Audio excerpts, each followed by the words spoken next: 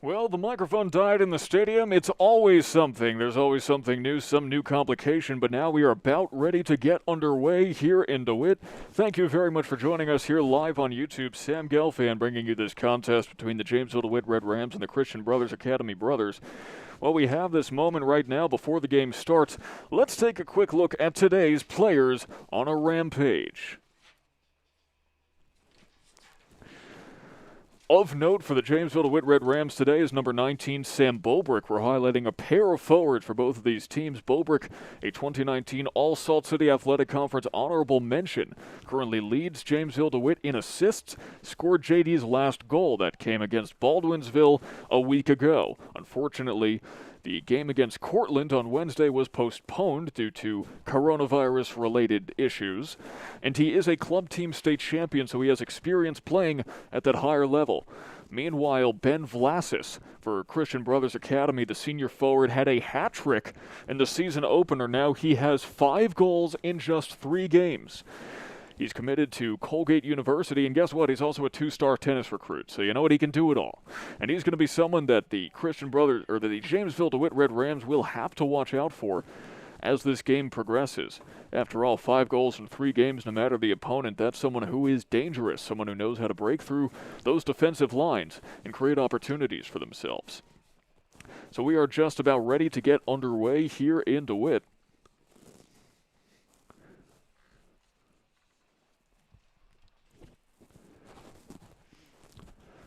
The Red Rams 1-2, the Christian Brothers Academy Brothers 2-1. However, it should be noted the Red Rams' last 2 games came up against Class AA opponents, and we are now underway. And it is the Brothers who will control to start things off. Tough contact, and immediately we have a whistle.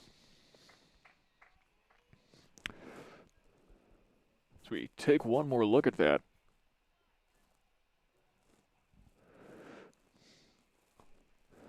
That was Will Quackenbush who got the short end of that stick. And a free kick for JD. Almost taken away, but forward progress made, courtesy of Aiden Scott. Putting down the line is Santiago Betancourt. Now taken away by the Red Rams. It's Ben Vlasis. Down the corner, shot on goal, and it splits the uprights. 3 points for Christian Brothers Academy, but none on the scoreboard because that's a different sport.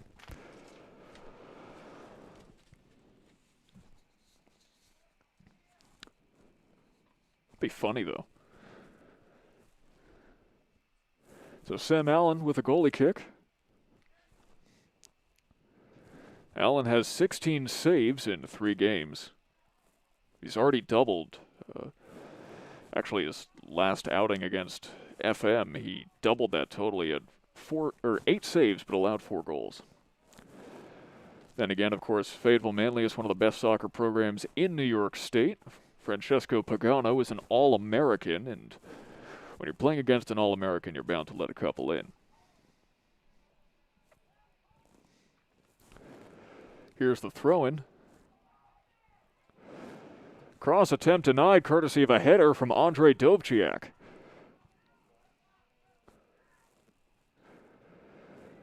And the Brothers cannot poke it through. JD cannot clear it, though. JD missing Johnny Kibe, their top defender. As Sravan Kodali passes it over. Tristan Cusera can't make anything happen. And now JD is going to try to play on the counter. Pass can't reach Bobrick. It's intercepted.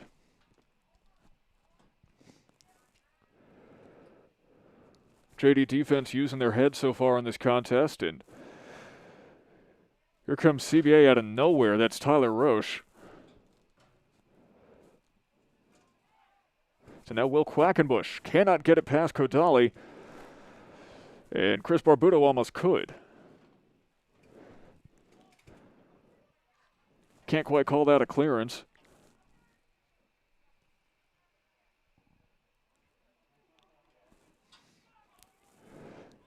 No one's getting that. Finally goes out of play. Both of these teams, as we will see throughout this contest, are very much focused on defense. The brothers have allowed 3 goals all year. All 3 of them to Fayetteville Manlius. A header, and what defense! There's a highlight play, and we'll take another look at that.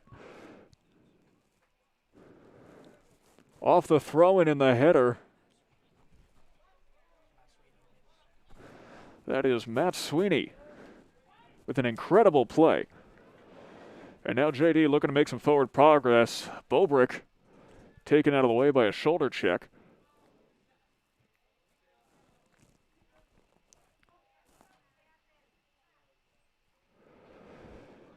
Sabatino will get to throw it in. Now here's Bobrick. Nope, no it's not. It's actually Brenton Moocher who had other plans for where that ball was heading. The Red Rams so far this season and likely all season, as the whistle is blown, have been struggling to create scoring opportunities and then convert on those opportunities. Out of all 22 players on the roster, only one of them had more, or actually none of them, had more than 1 goal last season.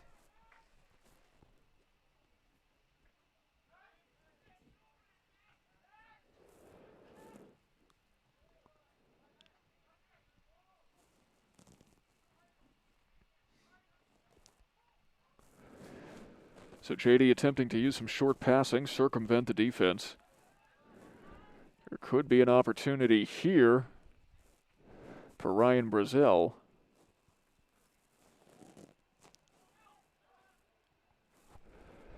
Attempted across to Bobrick and stopped by Finn Wheeler.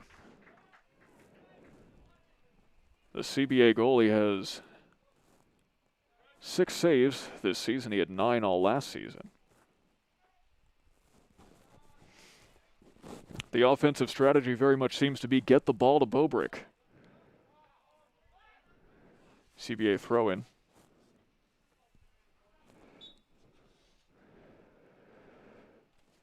Max McCall gave it the good old college try, but the header went right out of bounds.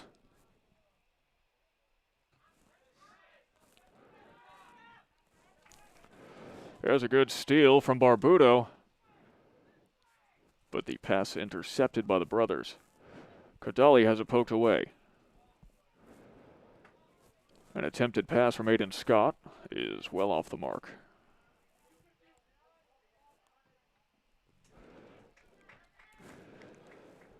And this is the issue that comes from playing on the wing, is yes, it's easier to circumvent defenders, but it's a lot easier to knock the ball out of bounds. There's a kerfuffle, and the ball is taken away by Brenton Moocher. Something of a defensive bastion at one end of the pitch right now. Competing headers by both of these teams. Jack Griffith will take it away.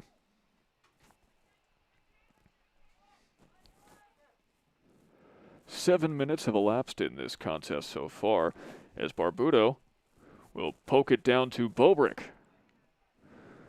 Bobrick with a through ball, but can they get to it? Here's Brazel. And a stop by Wheeler puts the kibosh on those plans.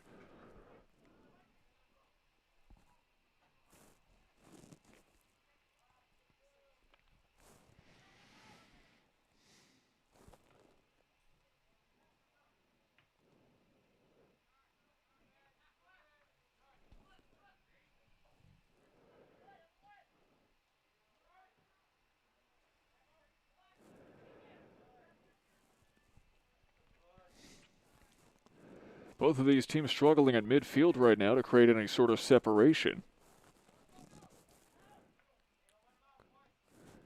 Neither team has really been able to break away into a counterattack yet, although we only have seen 8 minutes of action so far. Sparbuto controls, he will pass it, and then it'll be passed away. Now Thomas Sabatino has a chance on the wing. Gets underneath it. And it goes soaring over the goal.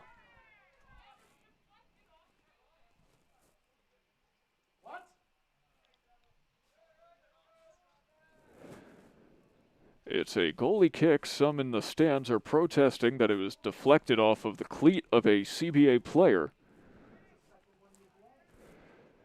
From up here, it looked like he just got underneath the ball. Which happens, you can't convert on every opportunity. Finishing is a skill that is developed over time.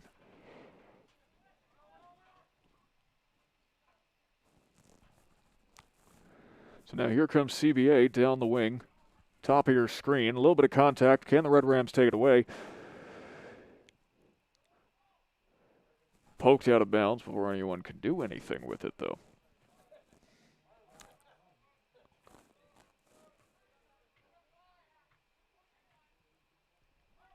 Seems there's tennis practice going on in the background.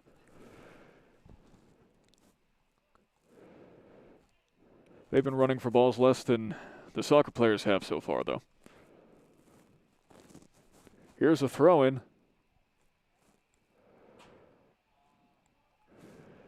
The Red Rams have been very adept at using the header to create space so far in this game. Perhaps adept, or perhaps fitting for a team named after Rams. Corner kick now coming from CBA. Lofted in and sails well over the head of number 17, Jack Griffith, who did not have a chance to try to head one in.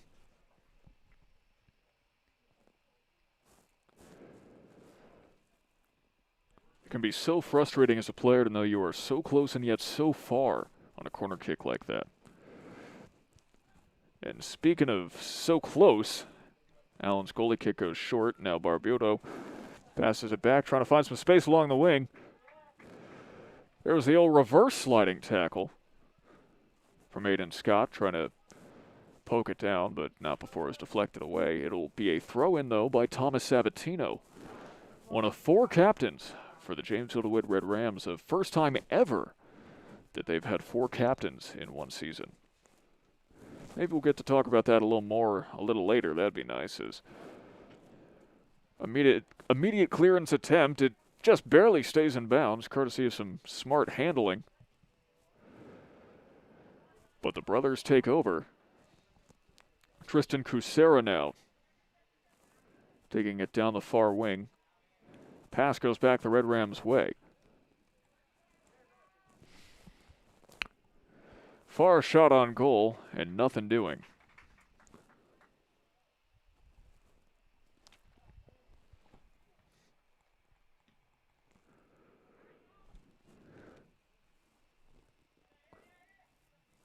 Kodali pokes it downfield, but not too far.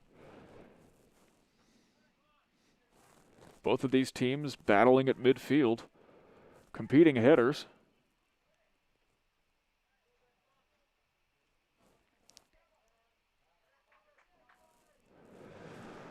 Excellent handling there from Ryan Brazel.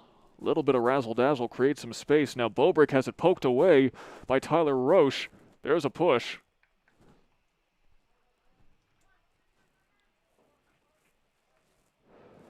And Bobrick standing up under his own power. He's all right. He just took a quick nap on the artificial turf real quick. Fortunately, in the corner past where the building is blocking us from being able to see.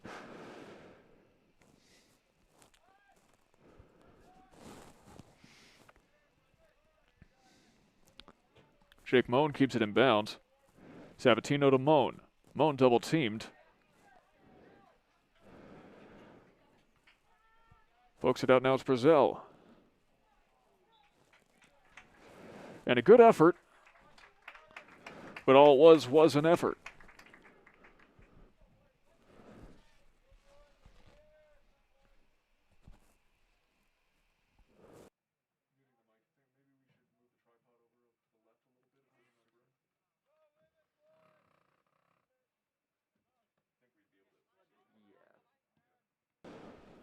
Now Bobrick is going to try to beat his opposite number.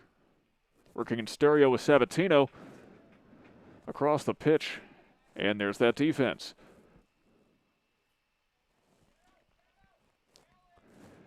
The brothers so far demonstrating excellent presence of mind when it comes to wherever the ball is, as the shot on goal by Jake Moan is unsuccessful.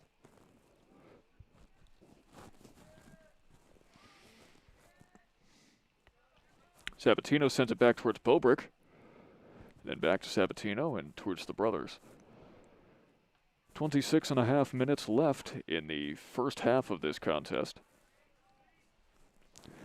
As Dovciak has it taken away. Now before it's poked down the far wing. Brazel gives it to Hajari. Back to Brazel. Brazel has an opportunity, taken away.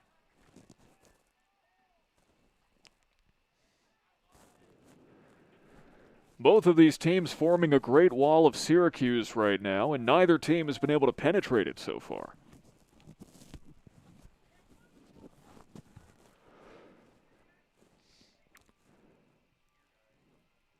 I mean, it took the Mongols how many hundreds of years to get through the Great Wall of China? We'll see how long it takes both of these teams. And unfortunately, it looks like that'll be a CBA ball attempted to be kept in bounds by the Red Rams, but that attempt backfired. So we get a corner kick instead, and another dangerous opportunity to score for CBA, who have 3 shots on goal so far. Only one of them on target, though. Here comes a possible another, and a very nice stop by Sam Allen.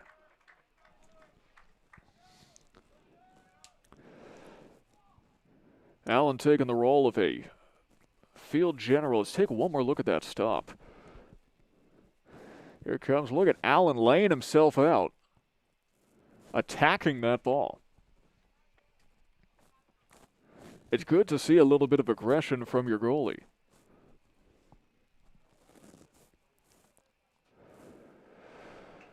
A little shove as Santiago Betancourt attempted to get to that, but no one got to it in time.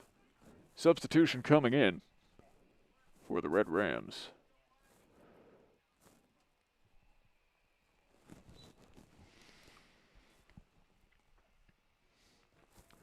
As there's 24.5 minutes left in the first half, don't forget that we will have a 2-minute mask break at the first natural stoppage of play after the 20-minute mark.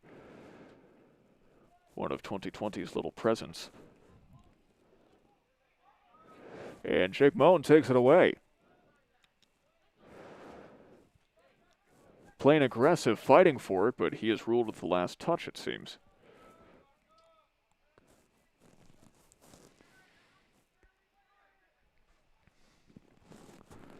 The Red Rams perhaps learning from their 2 battles against Class AA opponents in their last 2 games. A little aggression can be very much needed as the throw-in does not result in any particular opportunities. Decent clearance.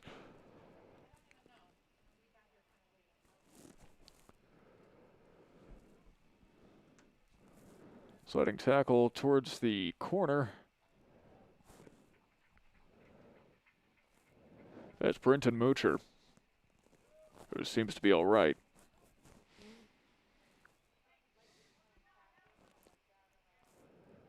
But that's a dangerous place for a free kick. CBA has had so many opportunities.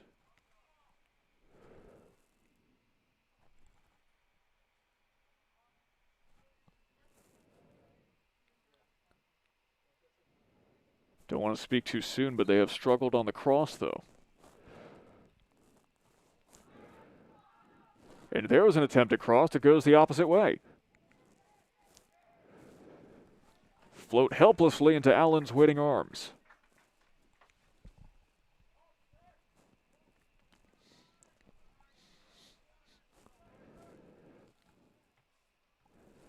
Sam Allen really establishing himself as a steady presence in the net for the Jamesville-DeWitt Red Rams, something they really needed after last year's starting goalie graduated. The sophomore securing himself a bright future so far, it seems, as there's battle at midfield once again. And no one's getting to that.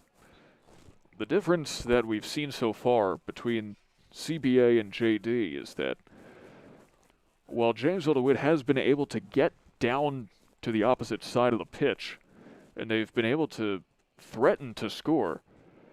They've had a lot fewer opportunities to actually do anything down at that on the side. They've had less time spent down there, whereas CBA has had a lot of corner kicks, a couple of free kicks, and many opportunities to cross.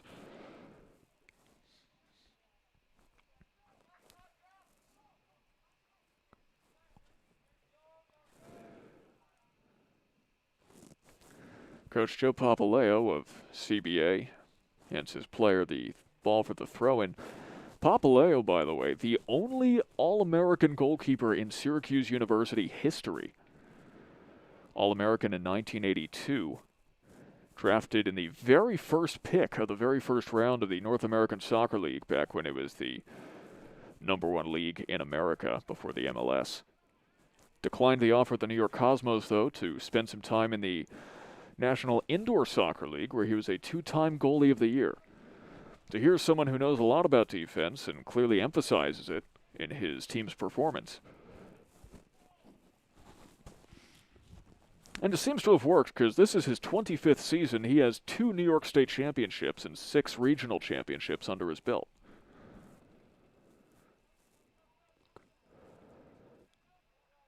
Deflected out of bounds, and once again the brothers threatening to encroach on Red Ram territory. Just about 20 minutes left in the first half now.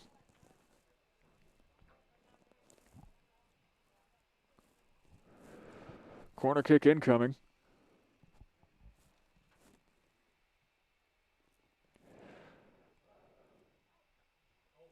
Oh, that was dangerous, and so is that.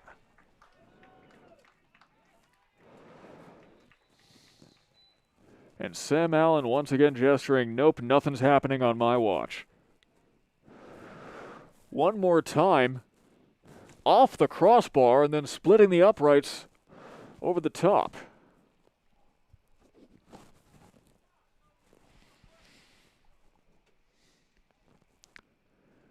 CBA now up to 5 shots on goal compared to 3 for the Red Rams. Red Rams, though, playing more aggressive defense, as it looks like we are going into the 2-minute mask break right now. So if this is your first time joining us at the first stoppage of play at the 20-minute point, players get 2 minutes to socially distance themselves and take off the masks if need be. It is hard to be running a couple miles out there with the masks on, but probably better that they're doing it not only for health and safety, but, you know, it's good training. But while we're doing that, I just wanted to take a quick look at this. You see, it's almost difficult to evaluate Christian Brothers Academy as a team because of their strength of schedule. Now, take a look at Jamesville-DeWitt's opponents this season. Both of these teams are in New York Class A. The classes AA through D are determined by the size of the school. Jamesville-DeWitt playing almost exclusively Class A opponents with 3 Class AA games, 2 of them already out of the way. They lost both of them. But meanwhile, Christian Brothers Academy, they lost their only AA game of the season. They're only playing 2 Class A opponents, Jamesville-DeWitt being one of them. 3 Class B opponents, 3 Class C opponents, 2 Class D opponents. So really, it's tough to say how good CBA actually is when they're playing all sorts of different levels of talent, compared to Jamesville-DeWitt, who are playing pretty much the same type. But that's mostly coming towards the end of the season. Second and third games of the season against Baldwinsville and FM, as we have mentioned multiple times already. So we're about to get back underway. The mask break is over with the goalie kick by Sam Allen, 19:45 on the clock. It's number 5, Santiago Betancourt, with a shot on goal and another save by Allen. Starting to hear that a lot.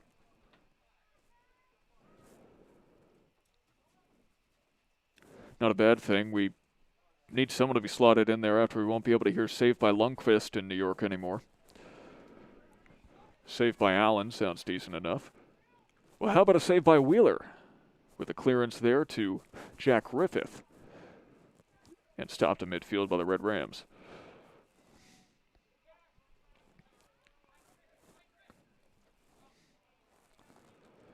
Santiago Betancourt sends it back down the pitch. Gets away from Max McCall, who had a chance for a moment now. Nice defense as Ben Vlasis was not able to do anything with that opportunity. Max McCall redeeming himself there. And Ben Vlasis so far held scoreless, but we'll see how long that lasts for.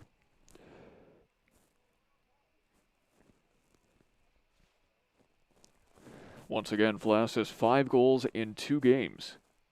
Or 3 games, excuse me. He did wear number 2 last year.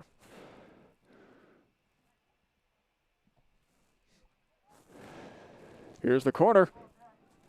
And there it goes. Another header by the Red Rams.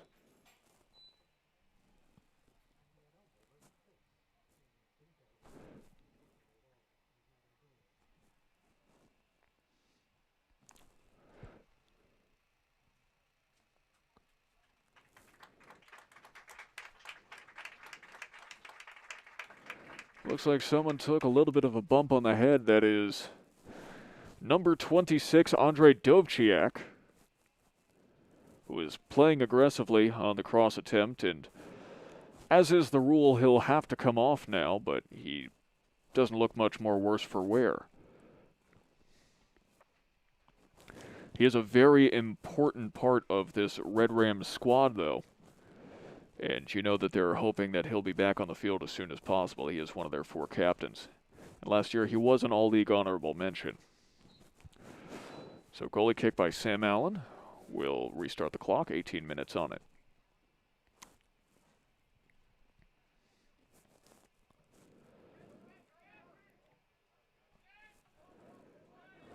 Oh, rough contact with Bobrick. I think the Red Rams have hit the ball off their heads more than they have their feet so far today.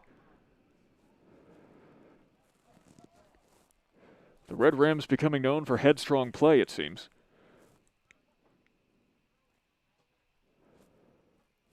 It's the best pun I can think of right now. Meanwhile, here's Kodali. And it pokes over the line.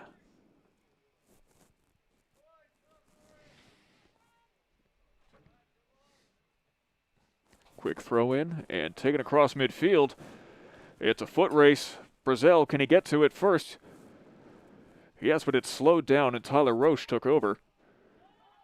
Bobrick is double teamed, poked out. Brazel can't get to it in time. Now it's Will Quackenbush. Sliding tackle. And that's a little too aggressive for the referee's liking. Take another look at it as the free kick is on the way. Good sliding tackle, but it came just a little bit too late.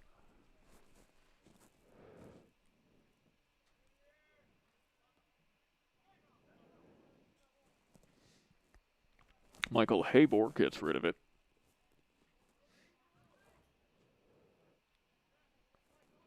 Now it's Jack Griffith who passes down pitch.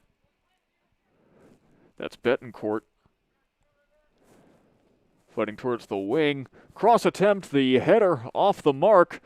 Allen coming far out of the goal, but it doesn't matter as it goes out of bounds.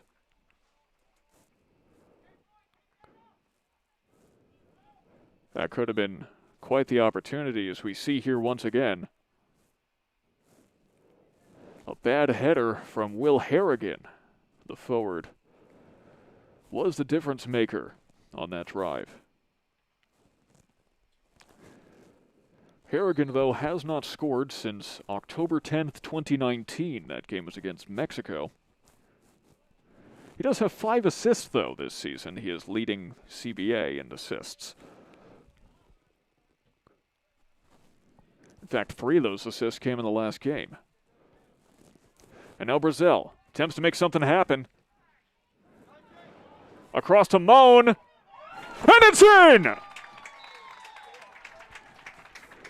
The Red Rams go up 1-0.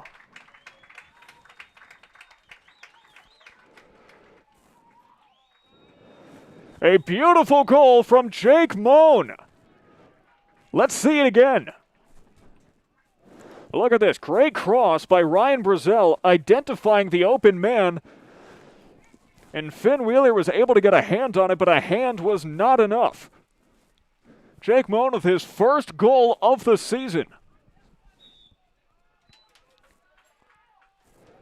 Also, I was leaning on the score bug, and I wrote 131 for a moment. It is not 131-0.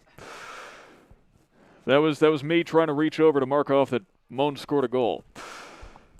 If it was 131-0, I don't think we'd be talking about soccer anymore. I think the results would probably be pretty clear.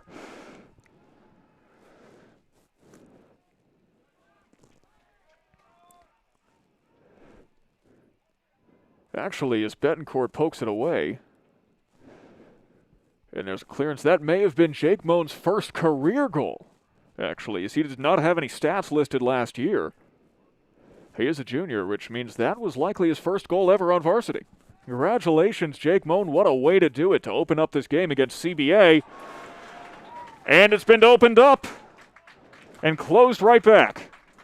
Sam Allen with a great attempt on the stop, as I didn't even get the replay because it's still, there we go. It was still trying to adjust the score. Okay, production issues, we're fixing it. It's 1-1. Who scored that? That was Ben Vlasis. I told you he's one to look out for.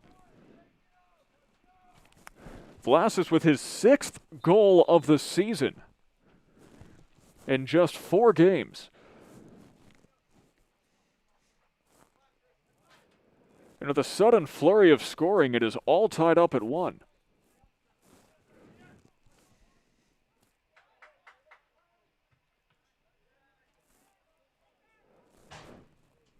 Heads up. Said that too late. That did nothing.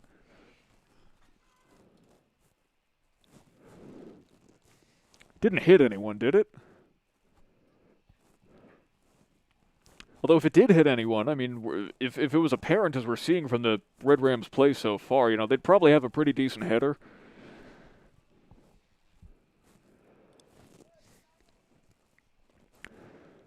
So Sam Allen, despite 4 saves so far today, does give up another goal. He is now at 20 saves and 7 goals allowed. Should be noted, though, that is his first goal allowed against a Class A opponent. All 6 goals came against Class AA opponents. And he attempted to make a heck of a stop, too. There was nothing on him. It was just excellent placement into the back of the net by Ben Vlasis, who aligned his sights and fired a bullet right into the top left of the net.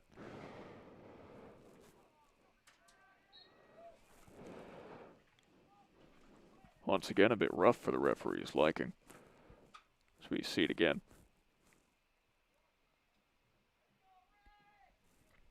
Yeah, a bit of a push from...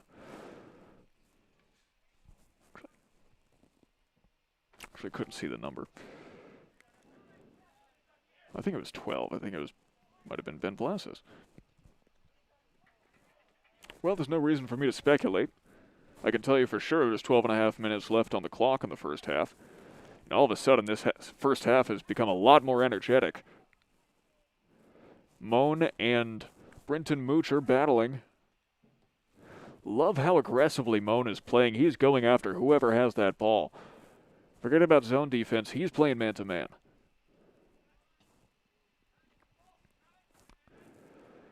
Kodali's pass is off the mark. Couldn't get a good foot on it. Opportunity now. And Brazel can't get to it before he's cornered, tied up, and it's taken away by Betancourt. Clearance by Tyler Roche.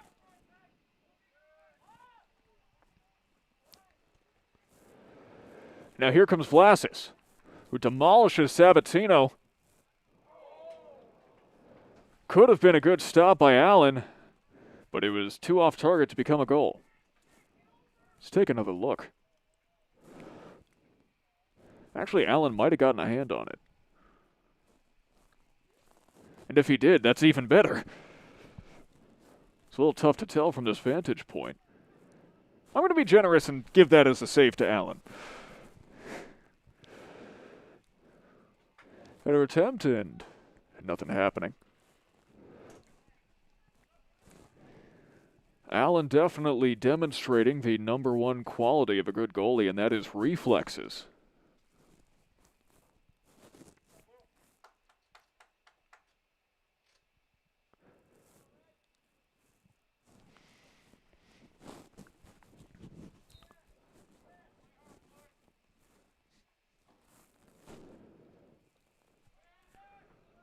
Goalie kick, competing hitters.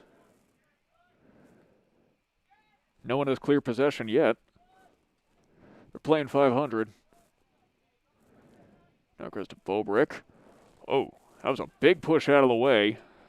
Courtesy of Brenton Moocher. He's been playing aggressively. Pass down to Robeson. Robeson trying to make something happen.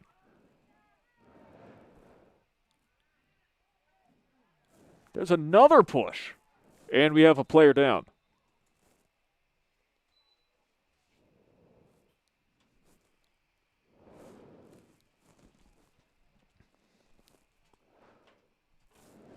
He's up under his own power, though. That's Will Quackenbush, another player who the Red Rams do not want coming off the pitch right now. Here's what happened. That was a pretty blatant shove to the face.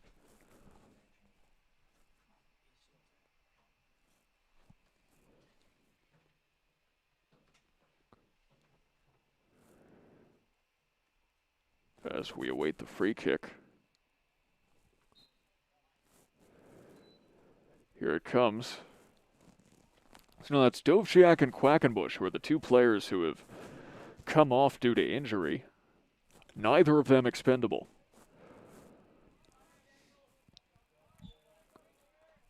And Betancourt can't wrangle that within the boundaries of play. JD, better success down the touchline. Header takes it away from Bobrick. Bobrick's been off to the races like a madman for this entire game. He's just hasn't had many chances to get a foot on the ball. So he's been aggressively pursuing it. Perhaps a victim of poor passing, or at least passing that isn't good enough. Now Moocher will take it towards midfield himself.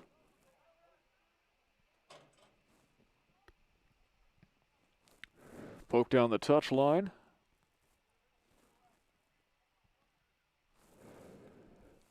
The Red Rams do not let Connor Morja get to that ball. 8:45 left on the clock.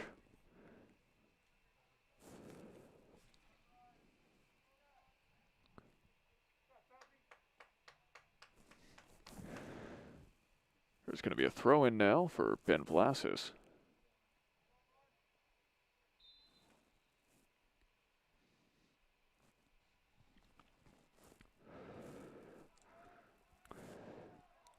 And yet another possible cross attempt that the brothers are unable to capitalize on. So we'll go to a corner kick, as for some reason that's ruled a brothers' ball again.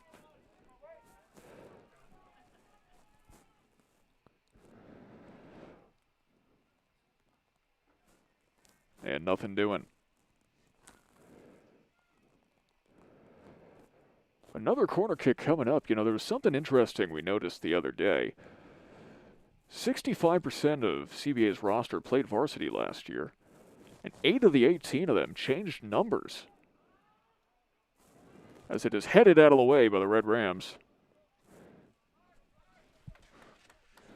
Does not stay in bounds, though.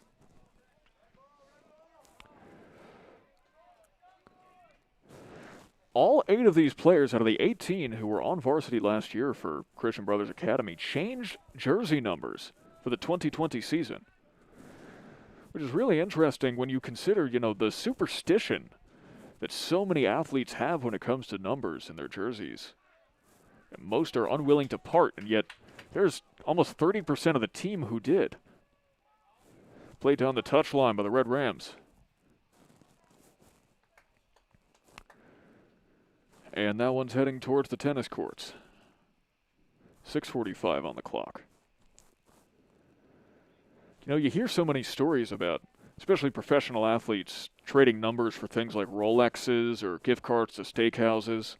Some have even traded cars in order for the privilege to wear a particular number. And at high school, it's no different, although they can't exactly afford those kinds of trades. So it's amazing to me that 8 of 18 players changed numbers coming into this season. Great takeaway, and a counterattack denied, barely kept in bounds.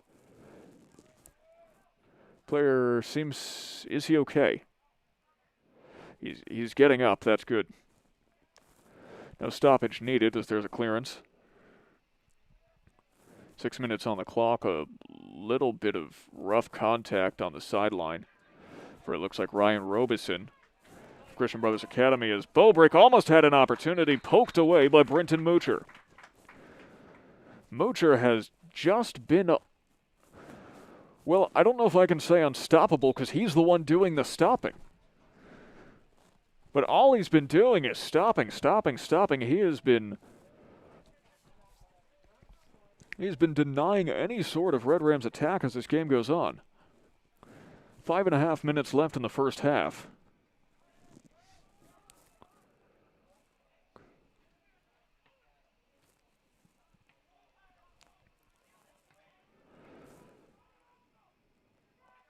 That's poked away by Matt Sweeney.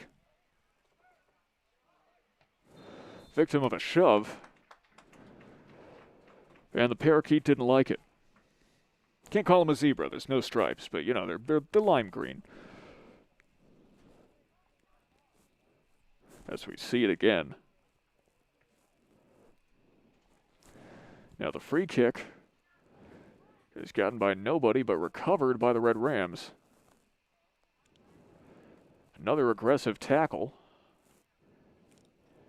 And then some as Kodali avoids crashing into his own bench. Gives it to Vlasis. Vlasis with the through ball to Morja.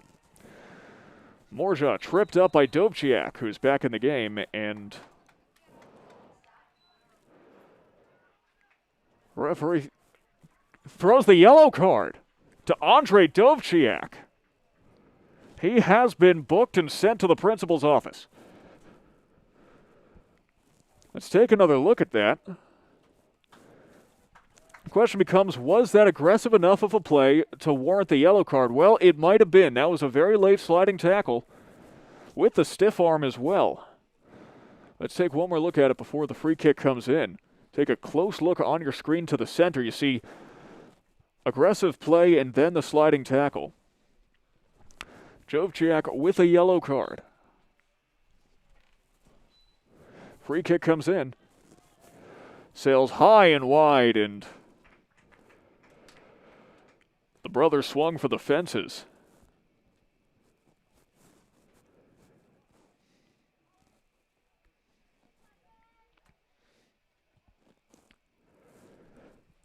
Is that the first yellow card of the Red Rams season? I'll have to check with the experts on that, but that may have been. No? He has 2 already. All right, well, I got to write that down.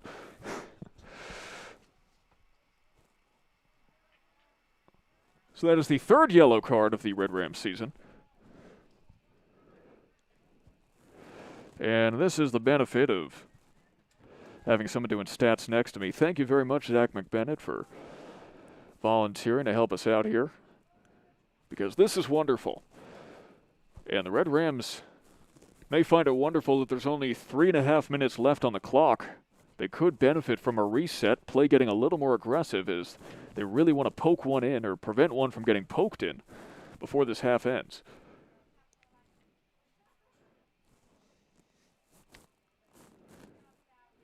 You know, halftime in not only soccer but so many other sports, it's not just for a break to benefit stamina, but a break to benefit strategy.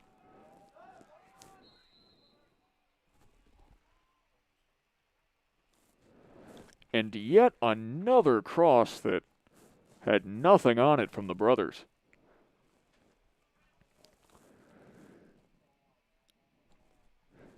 I mean, I don't know how many free kicks, throw-ins, and corner kicks they've had down in that corner, but their only goal did not come from one.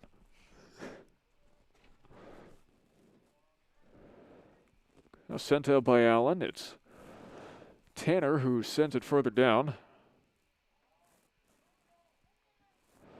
Laskowski will poke it out. No. Tanner has it taken away. It's Moan. To Tanner now to Sabatino.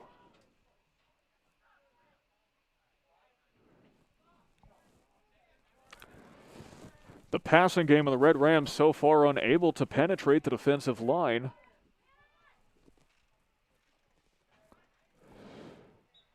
And that is not kept in.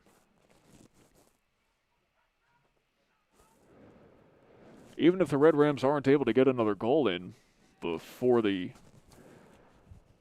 first half comes to the close, at the very least, they can keep the ball away from their side of the pitch.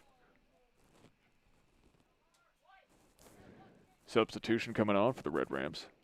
Moan will come off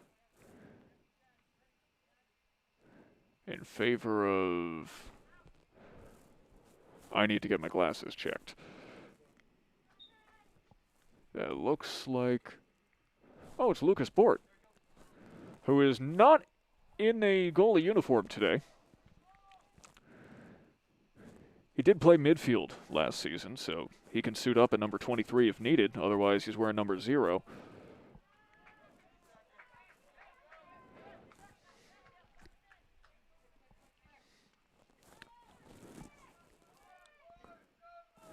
.45 seconds left in the first half. Sabatino's not keeping that one in.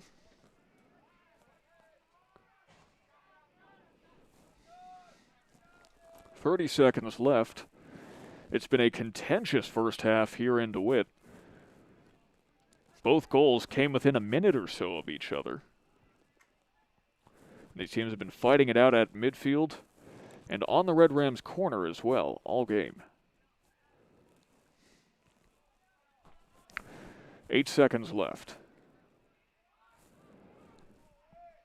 3 seconds. And that's it. The first half comes to the close here in DeWitt. The Jamesville-DeWitt Red Rams and the Christian Brothers Academy Brothers are all tied up at 1 apiece, neither one being able to break away from the other, physically or metaphorically. So we'll be back in about 10 minutes with the start of the second half. Thank you very much for joining us here on YouTube. Don't go anywhere.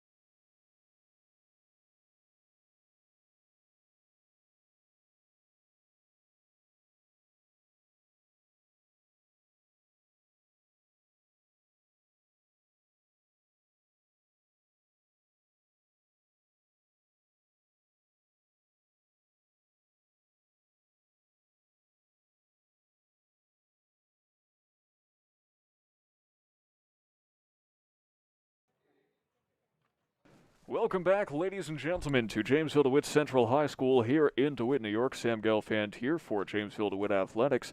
As we are about to start the second half, these two teams are tied at 1 apiece right now. Of course, it should be noted is, you know what, the green screen's working better than it usually does right now. The Christian Brothers Academy brothers have had far more shots on goal than the Red Rams have been able to. However, the Red Rams have been playing a lot more aggressive defense, leading in tackles between these two teams. So really it's a matter of time to see who is going to get the second goal. That may be the difference maker in this contest. And we're about to be back underway. Hopefully you couldn't tell that I had to slouch all the way down for the camera to be able to see me there. I don't know why I try so hard and then I give away my production secrets immediately. I don't know, it's fun. You got to talk about something. And here's something, we're back underway, and the Red Rams looking for long passes right out of the gate. They want to get something going immediately as Brazel fighting. And it goes out of play. That was Brazel and Tyler Roche. They were neck and neck fighting for that long ball.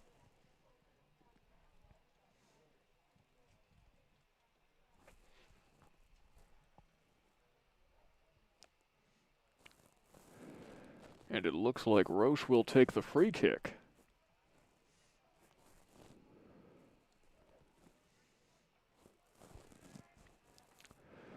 There's a header from Brazel, playing aggressively, and there's the benefit of it, as long as there's not someone like that. And Barbudo doesn't do a good enough job of keeping it on the other side of the touch line, but he gave it the old high school try. Can't really say the old college try. We're still high school athletics.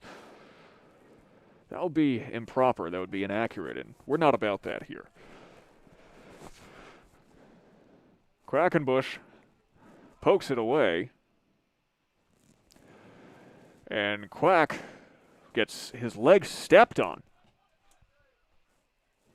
He is slow to get up. He took a cleat directly to the calf. He can't get up. That's ugly. Will Quackenbush is getting beat up in this game.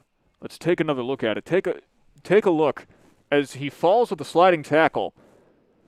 That is a cleat to the calf. I don't know if they're using plastic or metal out there, but either way, that cannot have felt good. And Will Quackenbush, one of the team captains, is still down. Coach Dan Law and the trainer Dave Schultz both out there attending to him.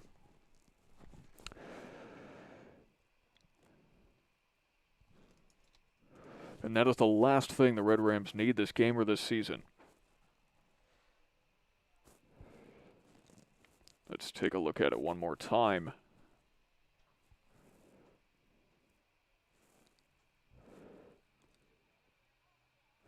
I believe we don't have slow motion, but we can pause it at the point of contact. If you just allow me to slide through. There we are. You see, there it is. And Quackenbush is able to get up under his own power. A little bit of assistance needed.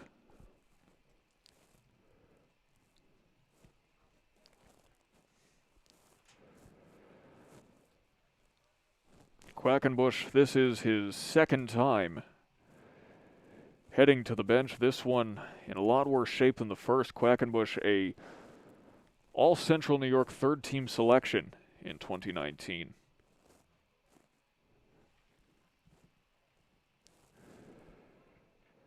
And, you know, he has to have flashbacks right now because he spent most of 2018 on the bench with an injury. And he did not want to have any of his senior season taken away from him. And hopefully this is just something that will last one game. Maybe we'll see him again the next time the Red Rams come back to town, but it's a big loss for the Red Rams, and if Quackenbush is not all right, an even bigger loss for his career, and we all hope for the best for him. So a free kick will be taken by the Red Rams. Now, the interesting thing after a big injury is how is the psychological effect going to take place now? Because you could be demoralized from losing one of your team captains, or you could be saying to yourself, let's play for him. And the Red Rams are going to react in one of those two ways. I didn't get a lot of sleep last night, okay?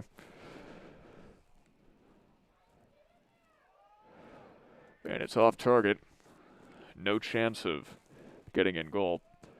Yeah, sorry about that. Verizon had a work crew across from my apartment, and they were literally shining a floodlight into my window until the sun rose. They were jackhammering till 3 a.m. It was terrible.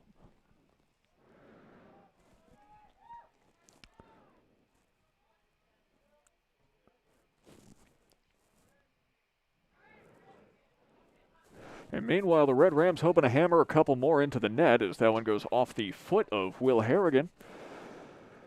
JD throw-in quick succession. Aiden Scott tripped up there.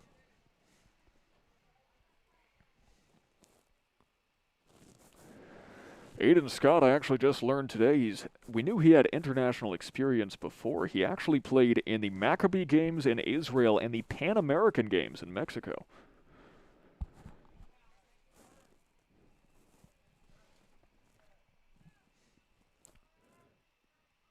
There's a lot of talent on this JD squad as the free kick is taken. Header taken away, but Bobrick is off target. He had a good chance.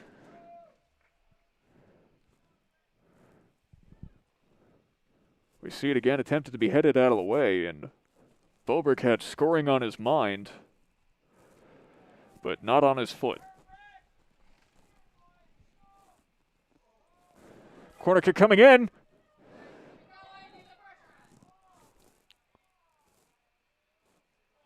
Offsides. Was that really offside? I mean, at that point, when you're so close to the goal, like, who can keep track? When you're so deep into the box. Either way, that's a big opportunity that the Red Rams were not able to capitalize on. And just as we see this zoomed out view, this is a beautiful day here in DeWitt. Temperature is around 50 degrees, which is a little less than optimal, but beautiful clouds, trees are turning different colors. For all 3 weeks, we get autumn up here. It's really nice.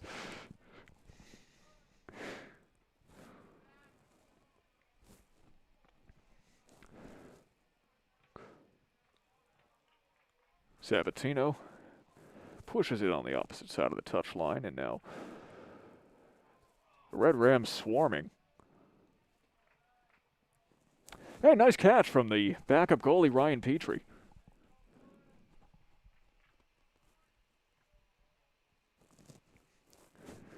Should be noted that in the first 3 games of this season, Wheeler and Petrie seem to be splitting goalie duties for Christian Brothers Academy, but it seems that they're sticking with Wheeler for now. Could also be because in at least 2 of those games, the brothers did have a very comfortable lead, winning 8-1 and 5-0, respectively. It was Homer they defeated 8-1, and they defeated Manlius Pebble Hill 5-0. Another clearance from the Red Rams. It's Moocher, who sends it to a teammate down the wing.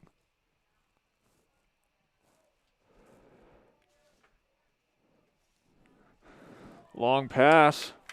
No one there for Mohamed Hajari. One person there. Too many people there. It's a clearance.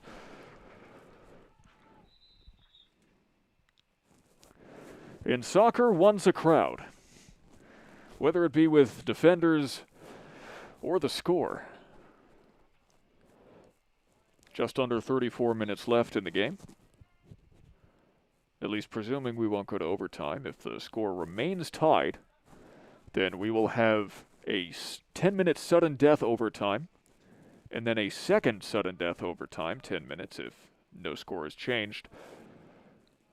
And if no one scores in either of those, then it is ruled a draw. Tristan Kucera, double-teamed. Passes it out to Vlasis. Vlasis finds Betancourt on the wing. Sabatino puts on some pressure. Now it's Kodali. Kodali finds Vlasis. Has it taken away from him. Pushed down to the wing. Headed away. And that was a very important clearance, although there is a header, and it is continued to be pushed down towards the CBA side of the pitch by Jake Moan. All the way to Finn Wheeler, though, the goalie.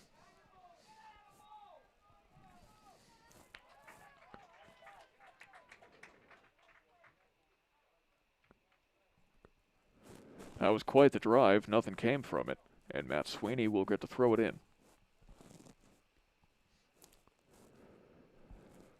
Sweeney, in his first full season on varsity, got called up for sectionals last year after spending most of the year on JV. The Red Rams have been doing a lot of backwards passing, at least in this half. It's good for strategizing, but not so good when you're tied up at one apiece and really need to get aggressive towards pushing towards the goal.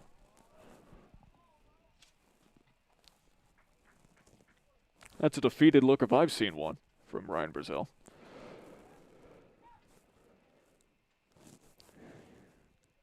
Sat near the touchline there, kind of like that. Oh, wow! A lot of bend, aided by the heavy winds, but not quite enough. And Wheeler will let it go out of bounds. I was trying to say, Brazil, when he just sat there near the touchline, kind of like that picture of Keanu Reeves eating a sandwich on a bench. If I had a producer, I'd have him pull it up.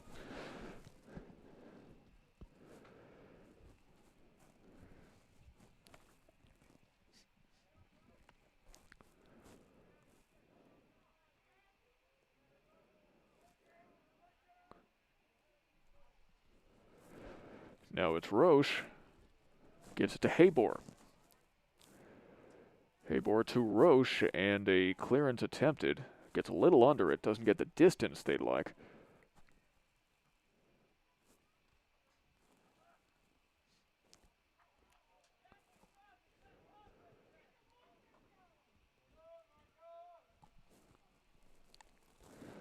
.30 seconds on the clock. As things starting to slow down a little bit, energy levels starting to level off after a frantic first half. Now, of course, part of the key to this game becomes stamina. And stamina management is on CBA's side. They have 28 players compared to just 22 on Jamesville-DeWitt's side. 22 is pretty average number. 28 players is just unbelievable. That's a lot of depth on the bench.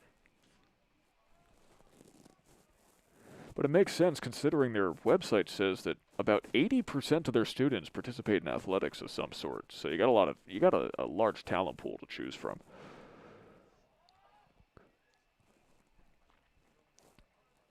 And the header prevents a shot on goal. Aggressive defense creates room for Moan, who chips it into Bobrick. Oh, wow! Is Bobrick okay? That wasn't ugly. That was hideous. He can stand up. But look what happened here. That was a car crash if I've seen one. That was Tristan Kucera defending against Sam Bobrick, and Kucera turned him inside out.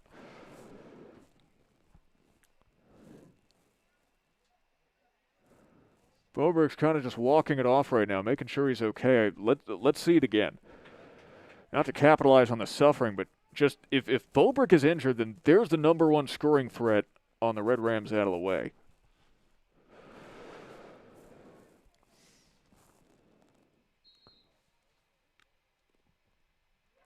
And Bobrick makes things right. From injury to glory, it is 2-1. The Red Rams take the lead.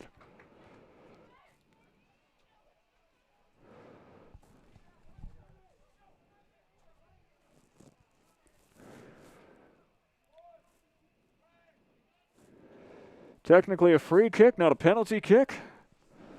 And Finn Wheeler had no chance of getting to that. Just far too close. He didn't even attempt to make a save. He knew pretty much if Bobrick was able to poke it in, then it was going in. Human reaction time is not that fast.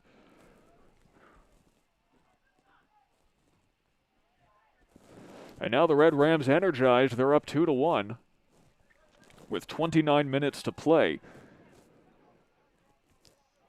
And it looks like the Red Rams are thinking no time to run out the clock. They want a comfort goal. They want something to widen the gap just a little bit more and provide some insurance.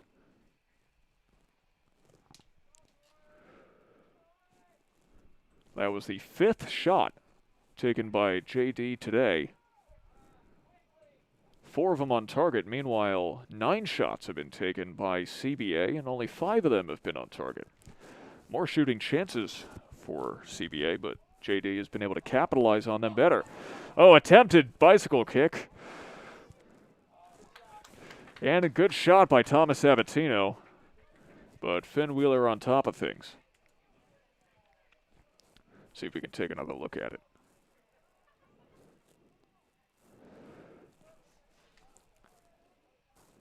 I feel bad for, I think that was Jake Moan who attempted the bicycle kick. It was a good shot, you know, A for effort.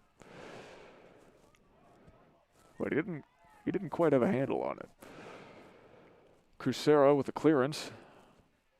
And the long pass.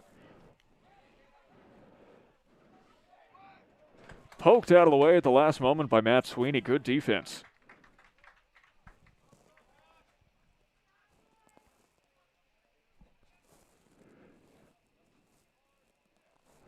Sweeney making sure that Sam Allen not left to his own devices.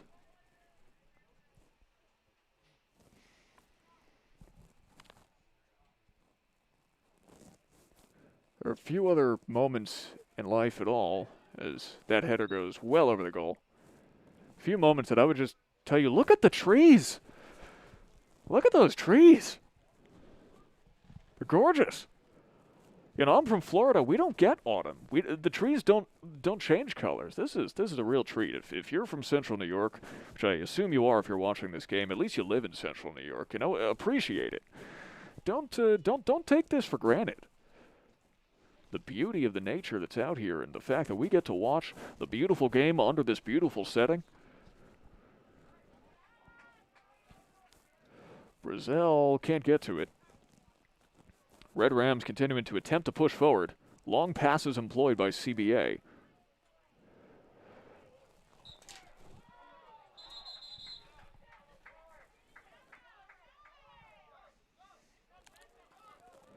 Confrontation between the referee and that's Aiden Scott, who doesn't think he did anything wrong there.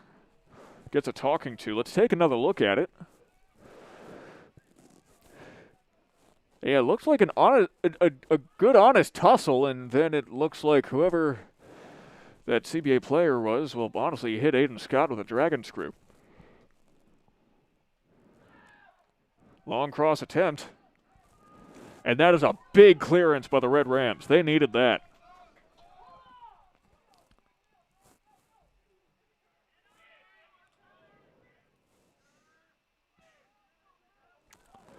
Another shove from Scott, who plays very physically. There's no bones about that. Intercepted by Roush before it could get to Bobrick. Bobrick, though, fighting through. 2 defenders there are going to keep him from getting to it. However, Moan's right there on the touchline. More of a desperation shot on goal. More plausible than likely.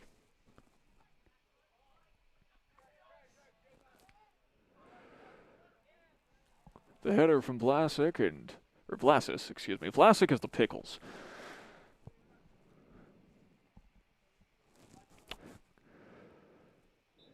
We do have a comment section. If you think I should start referring to Ben Vlasic as Pickles, then please let us know. Seems it'll be decided by popular vote as Bobrick has to fight with Roche, and Roche gets to it first.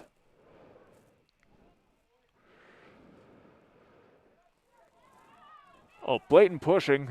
Aiden Scott playing so physically. He's okay, though. He's able to pick himself up.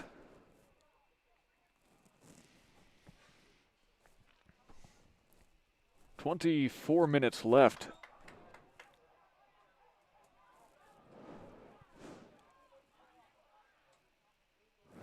And the fans in the stands not happy about the seeming penalties.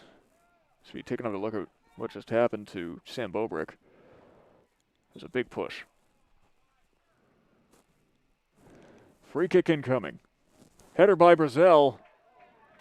And a save by Wheeler.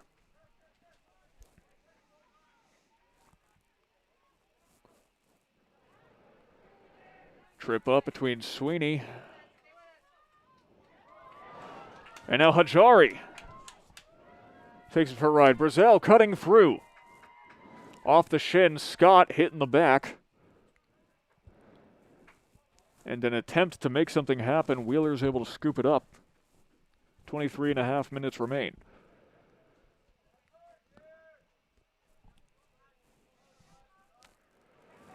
Mohamed Hajari playing on the touchline. It is taken away. A little bit of jersey pulling, but the referee's okay with it. Dovciak gets to it first. Gets around his man. Scott coming into the aggressive defense.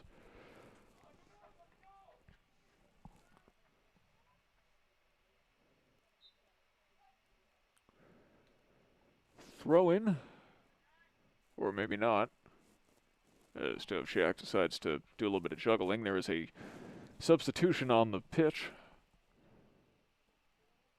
Both teams sub in one player.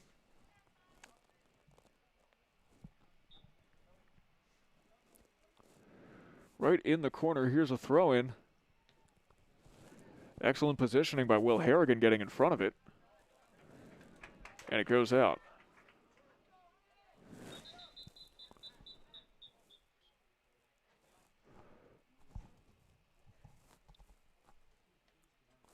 Throw-in taken improperly, it seems, by JD, and now Hajari got a little ahead of himself. Matt Sweeney's going to have to take that. While we have a moment,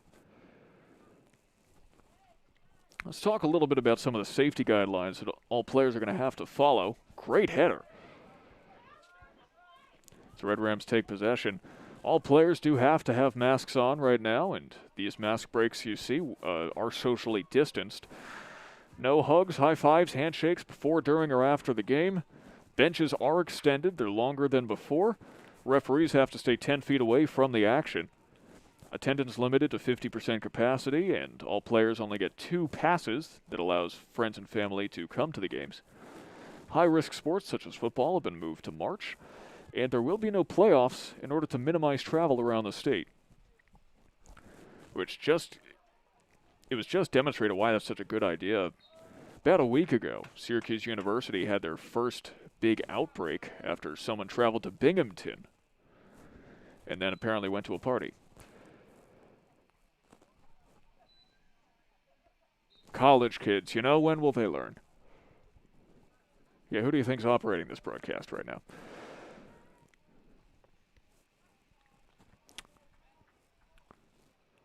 Just under 21 minutes remain.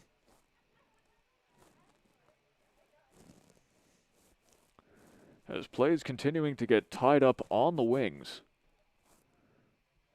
Teams really hoping for an aggressive push towards the goal, both of these teams. One wants an equalizer, the other wants some insurance.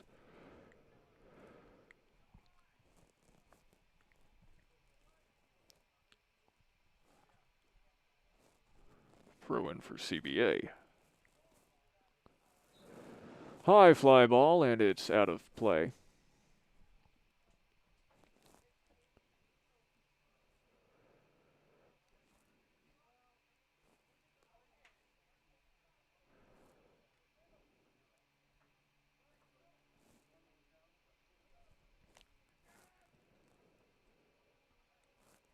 You know, as the fall air continues to cool down, you have to wonder if it starts to factor into any of the play here. After all, the colder you are, the harder it is for limbs and joints to move. However, both of these players, or both of these teams, are definitely staying warm. Their players are doing a lot of running. Here's Sam Bobrick on the fast break, if you will.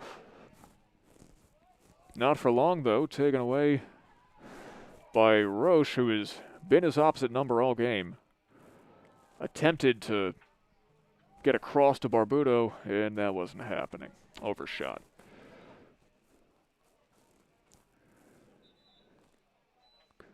Substitution, and I suspect we're going to a mask break, at least if not now, any moment, as there's 19 minutes on the clock.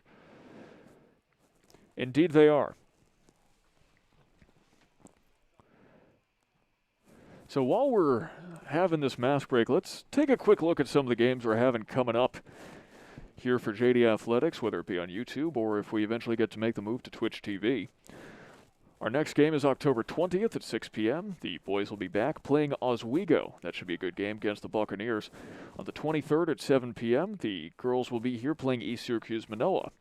On the 27th, the boys return for a contest against the Central Square Redhawks.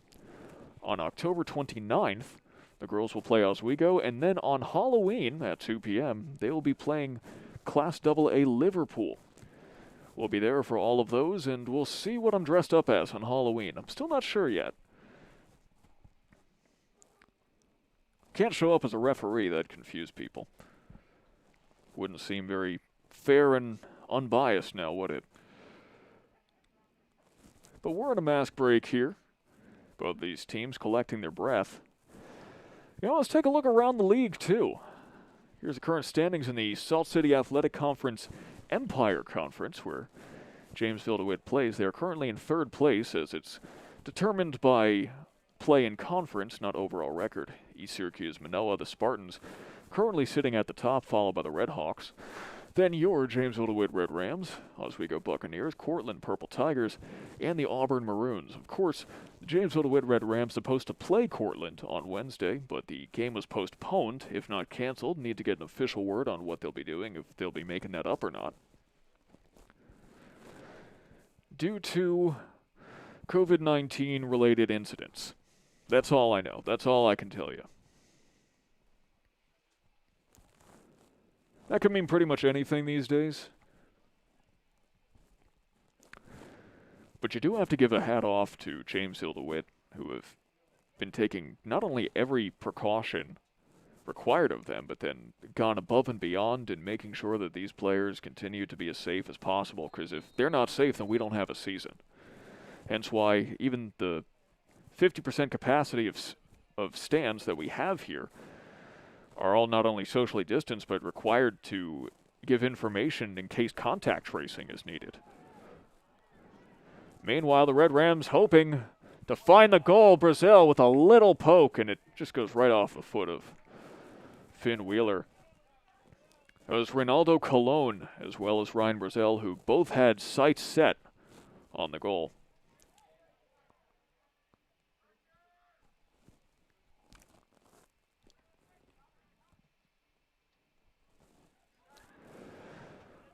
Long pass taken away. And a clearance for the Red Rams. Thank Max McCall for that. Bobrick now, hoping to get on the break.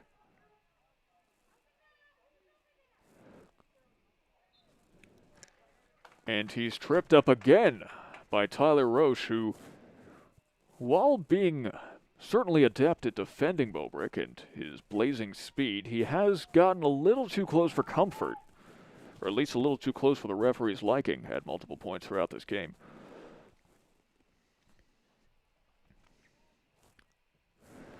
Free kick comes in. CBA receives the cross. That was Will Harrigan who hit a header sending it the other way. Cologne can't get to it in time. Heading towards the goal. It's Vlasis.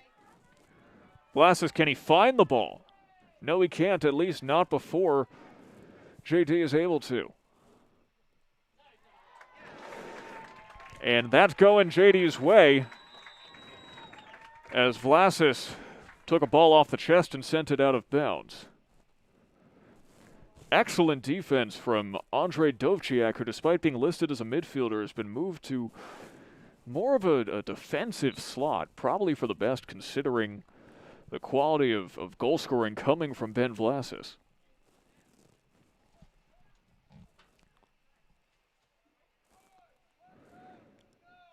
Substitutions on the pitch. And now a goal kick from Allen. Playing pinball at midfield right now. Bobrick, if he can get that, he's got quite the chance, but he cannot get to it before Roche can. Goes right to Wheeler.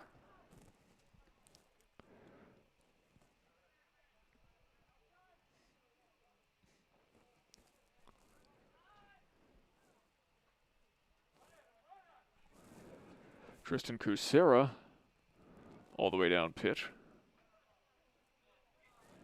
Big header by Tyler Brochart. We haven't seen much from him today. 16 minutes left in the match, provided there's not a last-minute equalizer, which is always a possibility. It's soccer. Anything goes. Anything can happen.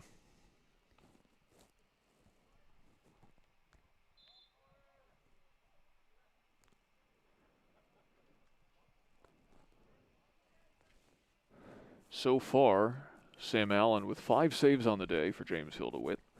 Finn Wheeler with 6. And the list of tackles, I can't even begin to tabulate that myself. However, CBA has committed 6 more fouls than Jamesville-DeWitt has. You spelled DeWitt wrong. You go here. This is your school.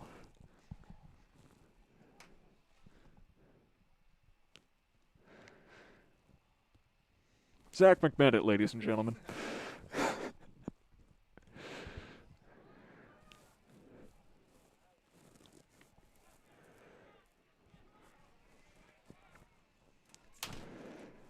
And of course, while we're talking about crew here, big thank you to J.C. Cola, my longtime friend and broadcast partner in other capacities for manning the camera today. He's been doing a fantastic job, and I'm sure you agree at home.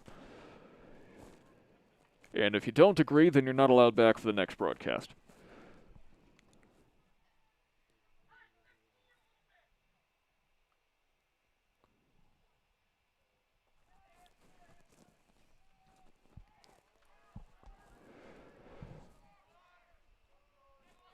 CBA got a little overzealous with that shot on goal.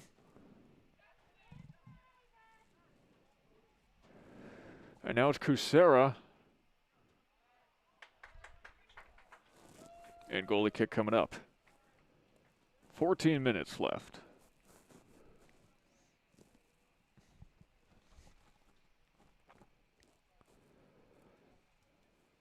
Sam Allen may only be a sophomore, but he has this air of control about him. An air of confidence. Really has the potential to develop into a great field general.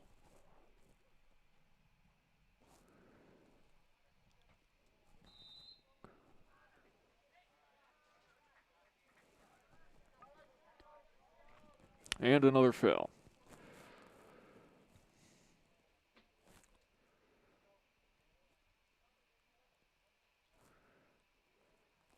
So Andrei Dovciak will take a free kick for the Red Rams.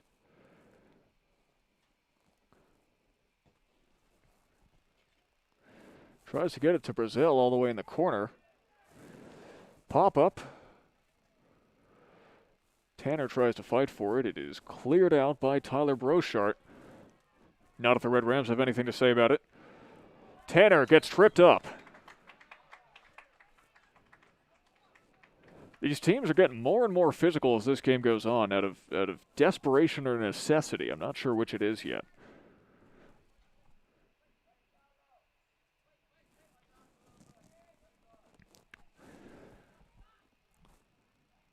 But it looks like we got a PK coming up for Aiden Scott.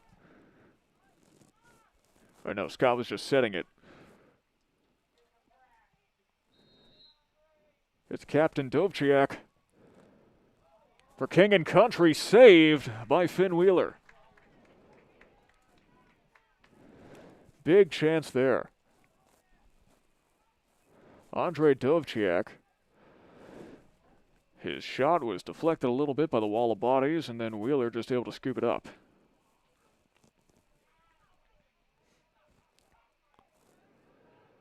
Now the Red Rams on the counterattack. Passing forward, too far forward, no one's there. Except Finn Wheeler, who has now registered 7 saves. Very tall goalie kick. Have to wonder how many of these players, if football season wasn't moved to spring, would be playing punter right now. 11.5 minutes left in this match.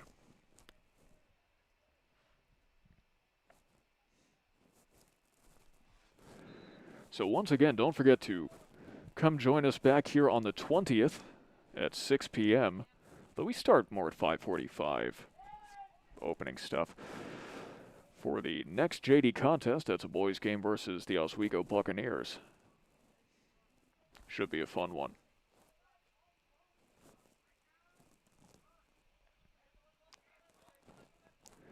Blassis pokes it. Harrigan now, trying to make something happen. Collision with the opposite number. Cleared out by the Red Rams. And that one leaves the stadium. That one bounced over the stands, over the walkway of the stands, and the police officer here enforcing social distancing is going to go get it.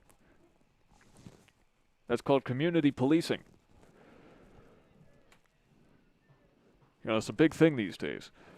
There's just about 10 minutes left in the match. So Ben Vlasis will be the one throwing it in. Takes a big run up. And here it comes, headed out of the way. Ooh, big opportunity there.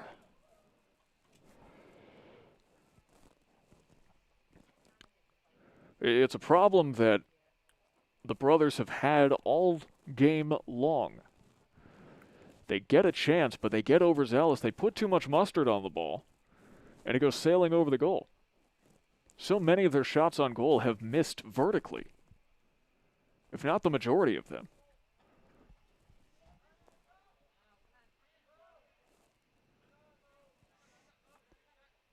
That's just a product of getting too excited, pretty much, as Ajari tries to poke that out. You know, you see a scoring opportunity, you're like, yes, this is my moment. You put everything you have behind it, but the more you put behind it, the less likely you are to score. You gotta balance. There's temperance needed.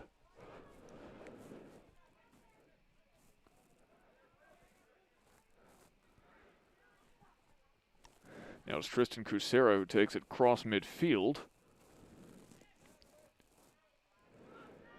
Clearance by Quackenbush, who seems to be back in the game. Well, the good news is Will Quackenbush was not too badly injured. He's in.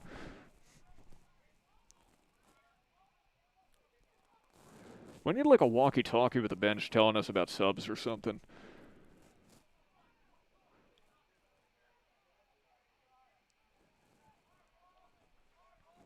Eight and a half minutes now.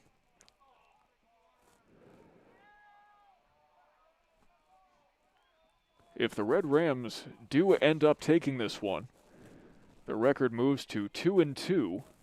Actually, so would CBA's. But then Jamesville-DeWitt would still be 1-0 in conference play.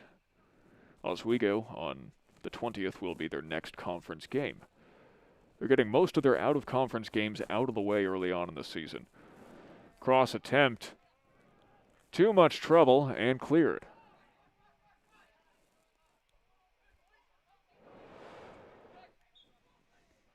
Good defense by Sravan Kodali, keeping number 9 TJ Tanner from being able to poke that one back in bounds, or I think it was Mohamed Hajari actually. 6 or 9, or, you know, it's the same number flipped upside down, who cares.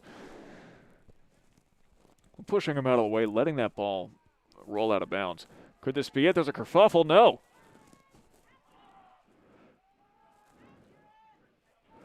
More vertical clearance attempts. Aggressive headers and finally headed out of the way. The JD defense has been put through their paces today. But look what they have to show for it as there's 7 minutes left. And Allen comes out of the goal for the stop.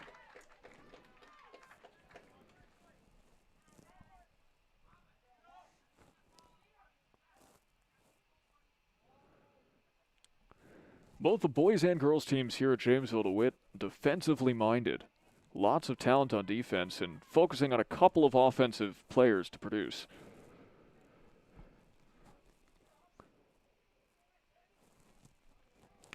And, you know, you let one or two poke in, it may not be a clean sheet, but as long as you're coming up with a W at the end of the day, that's all that matters, really.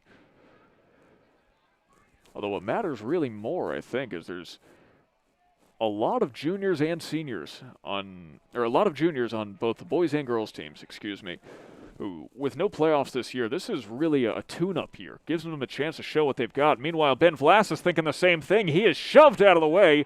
No call, but he's hurt.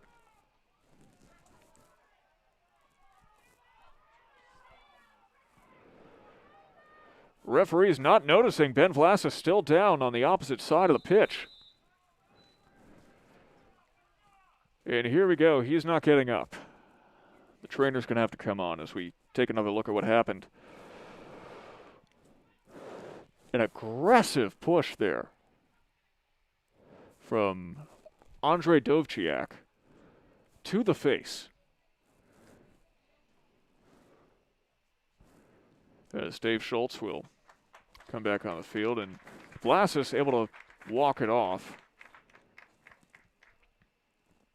Looks like there may be a contusion, but we can't tell from here, but it looks like the trainer may be treating a wound. He may have broken the skin.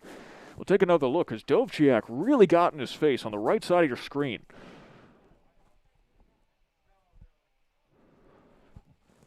One more time for good measure. Come on, reset the thing. Okay, I'm going to have to press the button myself. Hold on.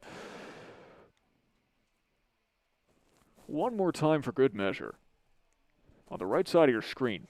It's a big shove. Soccer is a full contact sport as the trainer takes Vlasis off, but you still don't want to see stuff like that. The clock is stopped at 5 minutes 52 seconds right now.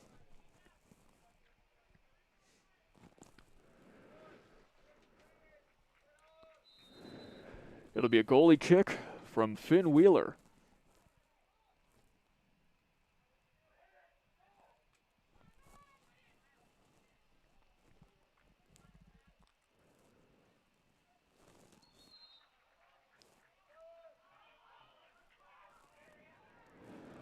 Oh, Joe Papaleo is not happy about that. That was called JD as well. Papaleo is exploding on the bench. We're going to have a lot to say with pennants tomorrow.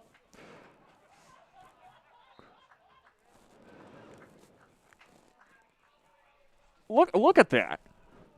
Joe Papaleo with a volcanic temper on the CBA bench. That's not doing his team any favors. You know, when the referee makes a decision, it is highly unlikely that you're going to be able to change it by screaming at him. Let's just be honest with ourselves. Have you ever seen it?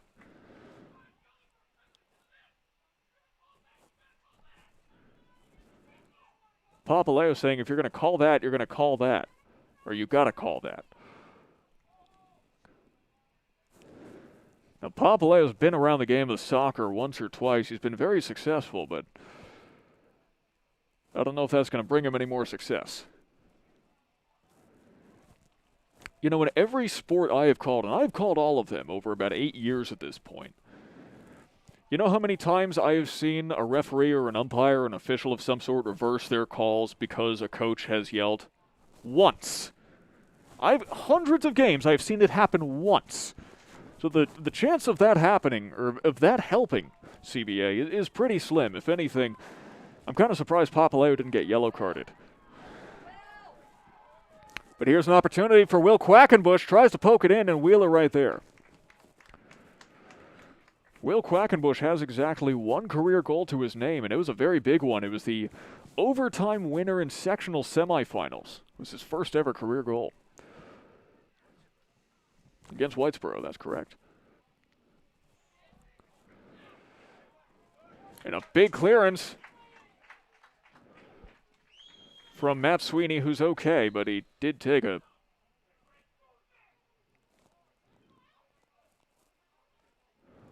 Okay, whatever I'm saying doesn't matter as much as whatever Papaleo's yelling. I want to see what's going on over there. If we play CBA again, I'm going to have a little graphic up on the screen. What's Papaleo mad about now?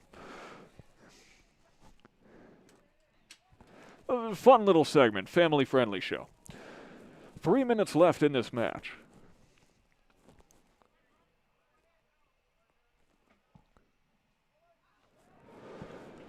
And a big header from Dovciak to prevent the cross attempt. But it went back out of bounds, so we're just going to do the same thing again. Like it never even happened, but it just took a few seconds off the clock. Attempt number 2. Another header from Dovciak. This time, Santiago Betancourt tracks it down. Blastus with a desperation shot and a save by Allen.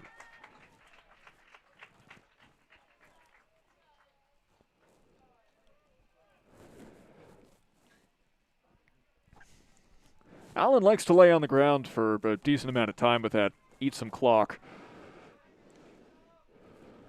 He's been doing that all season. But hey, you make a good save. Milk it for all it's worth, you know? 2 minutes left in the match. So the Red Rams just got to play monkey in the middle right now to ensure a victory. As Bobrick fighting with Moocher, that was, and now CVA has effectively abandoned the idea of defenders. As they probably should when you got 1:40 left in the game and you're down by 1. I mean, why not go out there with 10 forwards and a midfielder? Your number one priority right now is getting a goal. And a big throw-in by Vlasis and a save by Allen.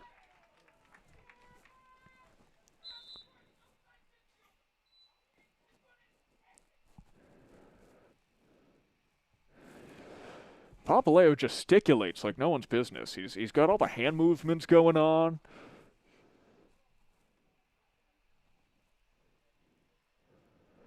We have a trainer out on the field. Oh, it looks like we have an injury near the net. It's a Red Ram player. Can't see the number.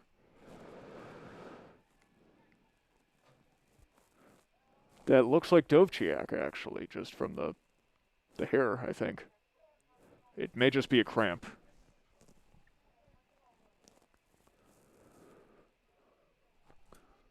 The clock will stop with 1:19.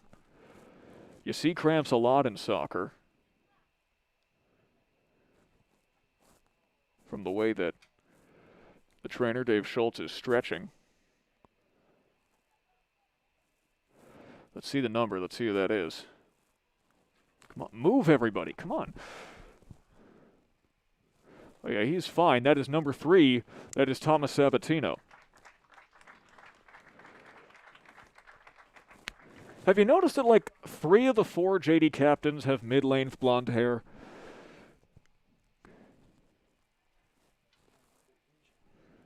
Yeah. Well, I mean, I know that no one's been able to get a haircut in months, but, like, it doesn't make it easier for me to identify. I don't know, I cut mine at home. I do need another one, I really do. I just got one of those at-home haircutting kits with the razor and stuff, and I'm eager to try that out. Might do that tonight. If I come back and I've got like a spotty buzz cut, then you know something went wrong.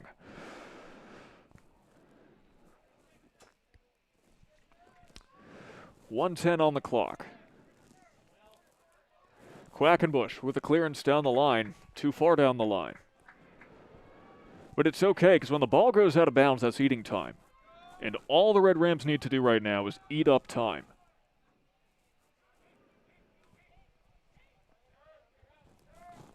Here comes another long throw-in from Vlasis. 45 seconds. Quackenbush playing aggressively. Saved by Allen. will once again lay on it for a little bit. Here we'll see it again as Allen does a goalie kickback in real time. 20 seconds left. 15 seconds. Unless a miracle happens in the next 10 seconds, results are almost assured.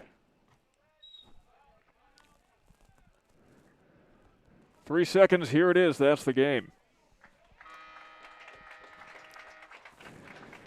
The Jamesville-DeWitt Red Rams have defeated the Christian Brothers Academy Brothers in a big contest. The Red Rams needed this like no one's business. After 2 big losses to Class AA teams, they have proved that they can rebound and be successful in the Class A division. And we'll see how that carries them through to the game on the 20th versus Oswego. We will be here for that. We hope that you will be too.